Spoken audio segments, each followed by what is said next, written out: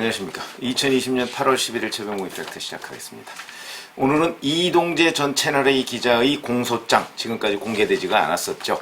8월 5일에 기소를 했는데 공소장이 공개되지가 않았습니다. 근데 오늘 조선일보와 중앙일보의 그 공소장 내용이 나왔습니다.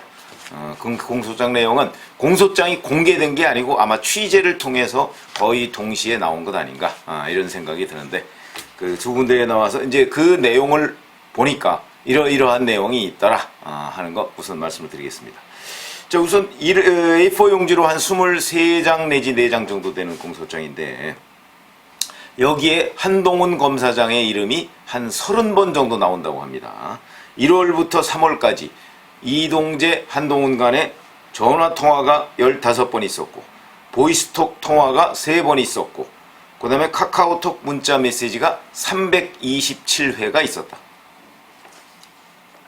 그리고 거기에 이동재 기자와 채널A 백모 기자는 피고인으로 돼 있고, 이철 밸류 인베스트먼트 코리아 전 대표가 피해자로 되어 있다.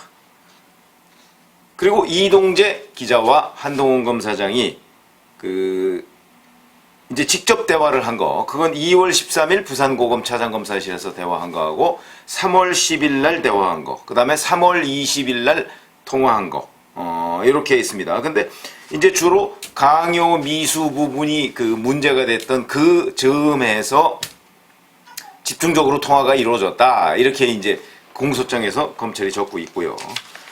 자, 그러면 이제 특히 이제 3월 10일 통화에서는 3월 6일 날 이 제보자 X라는 지모 씨가 이게 더 이상 진행이 어렵겠다, 이제 이렇게 얘기를 이동재 기자한테 하니까 3월 10일 오전 11시쯤에 이동재 기자가 보이스톡 통화를 합니다. 한동훈 검사장하고. 그리고서 한 11시 한 35분쯤에 지모 씨한테 좀 진전이 있으니까 만나자, 뭐 이렇게 얘기를 했다는 거죠. 이제 이런 부분을 검찰이 의심하고 있다, 이런 취지입니다. 의심하고 있다. 그런데 그러면 지모 씨한테 이제 지모 씨는 수사에 협조적이니까, 그러면 진전이 있었으니 만나자 하는 부분에서 그 진전이 무엇이냐 하는 부분 같은 거를 제대로 수사를 해서 그 부분을 공소장에 넣으면 되는데, 그 부분은 또 구체적으로 드러나 있지 않습니다. 이러니까 이제 결정적으로 입증에 실패한 것 아니냐, 이런 얘기고요. 그 다음에 3월 20일에는 한 7분 정도 통화를 한 것으로 되어 있다고 하네요. 근데 이때는 통화하고 나서 한 20분쯤 뒤에 이동재 기자가 그 자기 후배인 백모 기자한테 또 전화를 합니다. 전화를 해서 한 검사장이 내가 놔줄게, 이건 이제 다리를 놔줄게, 내가 직접 이러다가 아니다, 내가 하는 것보다 범정이 하는 건 낫겠다. 범정은 이제 범죄정보과가 얘기하는 거죠. 거기서 하는 게 낫겠다, 뭐 이런 식으로 이제 얘기를 했다는 건데, 자, 이렇게 이게 이제 3월 20일이고요. 그러니까 3월 22일 날 이 백모 기자가 이제 제보자 X라는 지모 씨한테 당연히 좋은 방향으로 가지, 좋은 방향이라는 게 이제 자기네들이 같이 해서 뭔가 정치인 로비스트를 확보하기 위해서 지금 접근을 했던 거 아닙니까? 왜냐하면 지모라는 사람이 정치인 로비스트가 있다는 식으로 이 이동재 기자한테 일종의 사기죠, 사기. 거짓말을 해서 자꾸 한동훈 검사장을 엮어 넣으려고 하는 그런 상황이었기 때문에 이 백모 기자가 제보자 X한테 얘기한 좋은 방향이라는 것은, 그러니까 너도 좋고 나도 좋고 뭐 이런 개념으로 보입니다. 그러니까 자기네들은 이제 정치인 로비스트 명단을 구해서 좋고, 지모 씨라는 사람은 이철 전 VIK 대표를 뭐 검찰이 선처해준다고 하니까 그 선처해줘서 좋고, 아마 이런 방향을 얘기한 것으로 보입니다. 그러면서 한 배를 타는 건데 연결해줄 수 있지, 이런 식으로 얘기합니다. 그러면서 제보자라는 사람한테 이제 통화 녹음을 들려주는데, 여기에 보면 들려주는 게 이제 윤석열 최측근 한머식이라고 있어요, 이렇게 이제 말한 정황이 있다, 뭐 이런 얘기입니다. 그런데 그러면 이 목소리가 한동훈 검사장의 목소리냐? 이 부분은 아직 드러난 게 없는데, 공소장에 적지 못한 걸 봐서는 한동훈 검사장의 목소리가 아닌 것으로 보이고, 이와 관련해서 이동재 기자도 조선일보와의 인터뷰에서 그거는 한동훈 검사장의 목소리가 아니다. 그거는 내가 대역을 쓴 것이다. 그러니까 정치인 로비스트 그 명단을 구하기 위해서, 그걸 제보자 X가 갖고 있다고 지금 뻥을 쳐놨으니까 그걸 구하기 위해서 내가 대역을 써서 한동훈 검사장의 목소리인 것처럼 해서 제보자 X한테 들려줬다.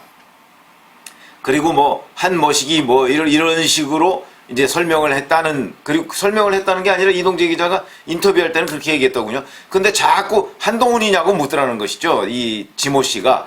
거기에 대해서 특별히 부인을 하지 않았다는 겁니다. 그러니까 제보자 X라는 사람, 그게 한동훈이겠거니 라고 생각을 해서 MBC에 제보를 했고, MBC는 그 말을 그대로 믿고 3월 31일 날 검문 유착이라고 얘기했는데, 그 목소리가 한동훈의 목소리가 아닌 것으로 보입니다. 왜냐면 이동재 기자도 아니라고 그러고 검찰도 공소장에서 그게 한동훈 목소리라고 쓰질 못했기 때문에 검찰은 알고 있었겠죠.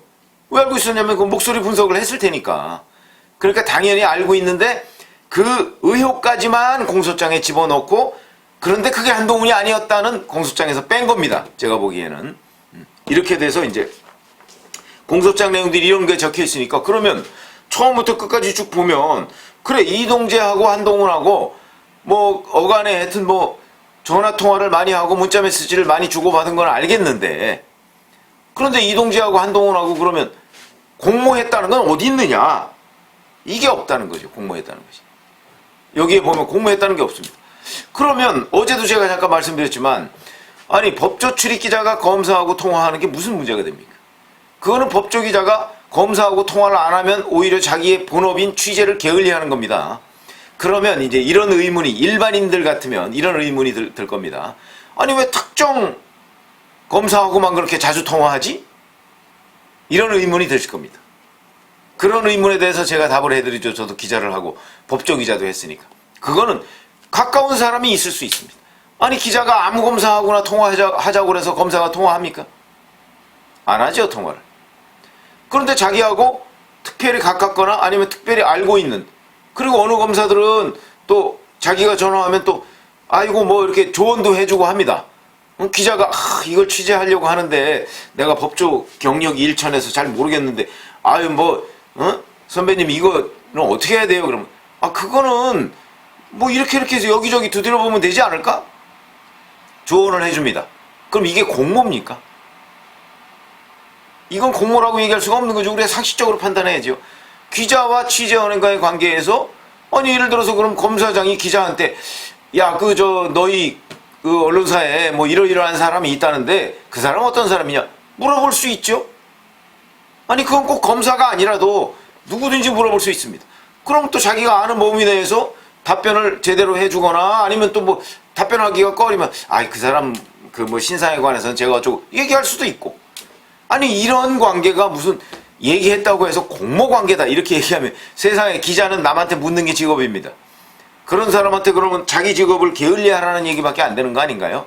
그러니까 아마 한동훈 검사장 빼놓고서도 이동재 기자가 이렇게 이 정도까지는 아니어도 뭐 굉장히 많이 문자 메시지 주고받고 통화하고 이런 검사나 또는 검찰 관계자가 있을 겁니다. 그럼 그 사람들과도 다 공모했나요? 그리고 요새 보니까 조국 전 장관은 자기 딸 집에 찾아가서 뭐 문 두드리고 취재하려고 했다는 기자를 고소한다더군요. 고소했다든가 뭐. 그러면 앞으로 이제 기자들은 어디 가서 취재만 하면 뭐 강요 미수, 현주 건조물 침입 뭐 이런 게 되나요? 이거는요 심각한 문제입니다. 기자로서는 기자의 그 자기의 어떤 의무, 역할, 기자는 어디 가서 취재하는 겁니다. 물론 그 취재가 우리가 상식적으로 얘기하는 일정 수준을 오버해서는 곤란하겠죠. 뭐 특정 취재원을 막 잠을 못 자게 한다든가, 밤 12시, 새벽 2시에 가서 문을 두드려서 잠을 못 자게 한다. 이거는 침해, 사생활 침해적인 요소가 있는 건 사실이지만 그런 정도가 아니라면, 더군다나 뉴스의 중심에 서 있는 사람한테 취재하려는 것을, 그 취재는 강요다, 뭐 2번, 3번 물으면 강요다, 이런 식으로 얘기하면 이게 언론의 자유 영역에 속하는 것이냐, 아니면 정말 강요, 형법의 범주에 속하는 것이냐, 이건 좀 따져봐야 될 문제입니다. 저는 뭐 기자 출신이기 때문에 그런 부분에 관해서 그거는 기자의 권리는 아니지만 기자로서는 충분히 할 수 있는 행위다. 저는 이렇게 봅니다. 그거를 상대방이 싫으면 거절하면 되는 겁니다. 그리고 두 번째 또 와서 거절했는데 또 와서 그런다? 아, 그러면 당신이 이러면 나 고소하겠다. 라고 충분히 얘기할 수 있죠. 그러면 이제 고소를 무릅쓰고 이 사람이 또 가서 뭐 노크를 한다든가 할 것이냐, 아니면 고소한다니까 거기서 이제 일단 후퇴할 것이냐. 이건 그 기자의 판단이고, 근데 만약 또 가서 그랬다. 그런 정도면 저는 뭐 고소할 수 있다고 봅니다. 그거는 정말 그 사람의 사생활 침해 영역에 속할 수 있다고 보죠. 그런데 이게 조국 전 장관의 딸에 대한 그 어느 기자의 취재가 그 국면까지 이르렀는지는 제가 잘 모르겠습니다. 그건 뭐 거기까지는 얘기 안 했으니까. 그런데 제가 말씀드리는 거는 이런 기자와 취재원 간의 통화, 더군다나 법조 기자가 검사와 통화한 횟수, 그 다음에 뭐 그 시점이 미묘하다고 해서 어차피 무슨 이슈가 있을 때 취재를 열심히 하는 겁니다. 이슈 없을 때 여기저기 전화하고 그러나요? 거기에 대해서 이동재 기자 측의 주진우 변호사 이렇게 얘기했습니다. 아니, 내가 중앙지검에 있는 간사, 이제 기자단의 뭐 일종의 자기네들끼리 뽑아놓은 대표죠. 대외적으로 뭐 이렇게 연락하고 뭐 이런 거를 합니다. 간사하고 주고받은 문자와 지금 통화 또는 그거하고 지금 이동재 기자가 한동훈 검사장하고 통화하고 주고받은 내용과 비슷하다. 자, 이게 무슨, 그러면 나도 간사와 공모한 것이냐? 이런 얘기가 되는 겁니다. 그런 점에서 본다면 공소장을 이렇게 들여다보니까 검찰이 이 두 사람 간에 공모가 있었던 것 아니야 하고 의심할 만한 약간의 정황은 있는 것으로 보입니다. 제가 봐도, 객관적으로 봐도 약간의 정황은 있습니다. 그런데 어차피 이동재 기자의 휴대전화 다 압수해서 분석 끝냈죠? 노트북 뭐 포렌식을 했다고는 하지만 그 아마 복구 일부 했을 겁니다. 거기다가 주변 사람들, 그 다음에 채널A 측의 진상조사 보고서 다 입수했습니다. 거기다 40일간 수사했습니다. 자, 이 정도 됐는데 나온 게 없더라. 이렇게 얘기하면 저는 없는 거라고 봅니다. 그리고 제가 매번 말씀드리지만 기자는 검사장하고 공모할 필요성이 있습니다.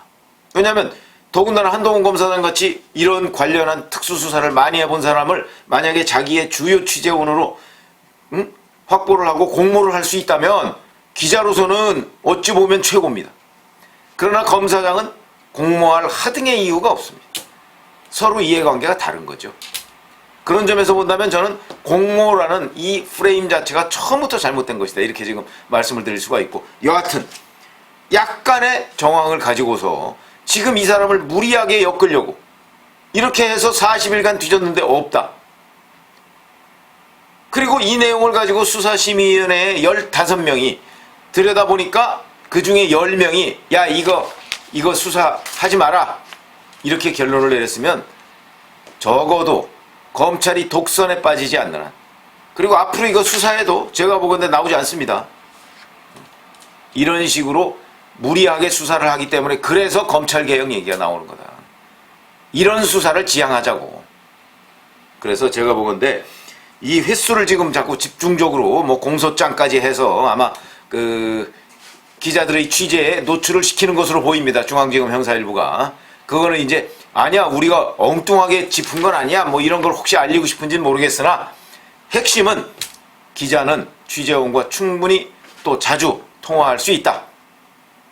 근데 그게 범죄가 되려면 그 와중에 정말 공모가 있었는지, 그 와중에 피의사실을 공표한 내용이 있었는지, 이런 것이 중요하지 횟수만 가지고 잡을 수 있는 건 아니다.